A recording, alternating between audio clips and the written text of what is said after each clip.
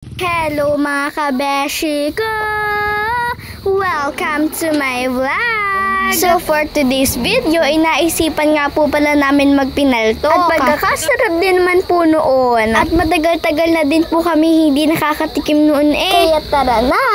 Magsimula na tayo! So syempre po, ang una po niyan, ibibilugin muna po natin yung mga kulay puting iyan. Yung hawak ni long hair na iyon.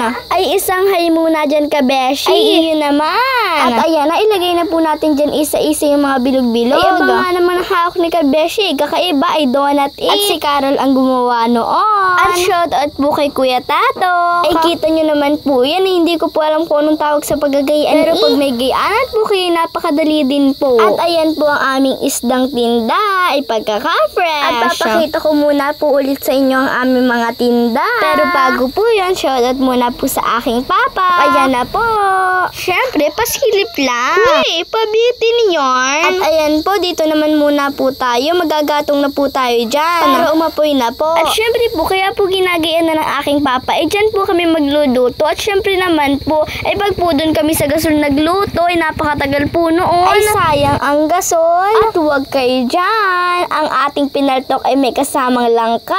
Ay pagkakasarap din po pag may kasamang langka. Aba, ay seryosong seryoso. Mga kabeshi, tara samahan niyo po kami din maghimay ng langka. Ay este, sila po pala hindi ako. At ayan po, pagkakasarap din po niyang papakin. Ay kaso laan po, wag niyo po papahit sa inyong damit at magkakadakta po. Ay lalo na po pagkaputi, magkakamansya. At ayan po, ilalagay ko na po yung maliliit na bilog sa kumukulong tubig. At ari po, ang aking papa nagpipiga po ng niyog. Ay kasipag naman. Ay pagkatapos naman po ipapakita ko po sa inyo paglalagay na langka. Ang papa po ang maglalagay. At syempre, wag naman ibuhos agad. Paunti-unti lang. At pagkaunti na, saka ibuhos. At ayan na po, parang natatakam na agad ako. Hoy! Si kabeshi naman. At ayan po, masisilayan naman po natin ang paglalagay po ng mga bilog po na kulay puti yung kanina po. Ay pagkakarami din po namin nagawang gayaan. At ayan, halu-haluin muna natin. At syempre, naghahalo yung aking napakabait na ina.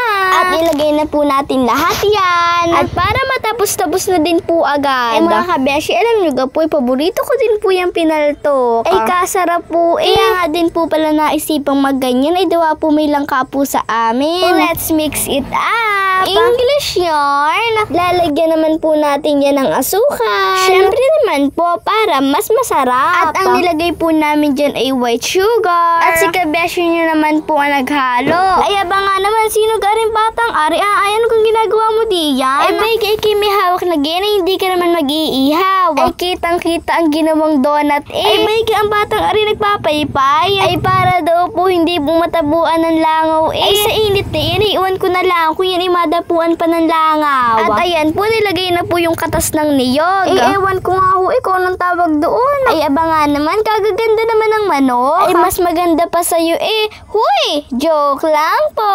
At hindi lang po pinaltok ang aming lulutuin, may pahabol pa na chami. At ayan na po, tapos na po lutuin ang ating pinaltok. Ay gusto ko na po agad tikman At lalagyan naman po ulit natin yan ng gatong para naman po yan sa pagluluto ng chami. At hindi na po papakita ang pagluluto, yung final product na lang po. At ayan, kain po tayo ng pinaltok. Ay pagkakasarap po. Kaya't halikan na.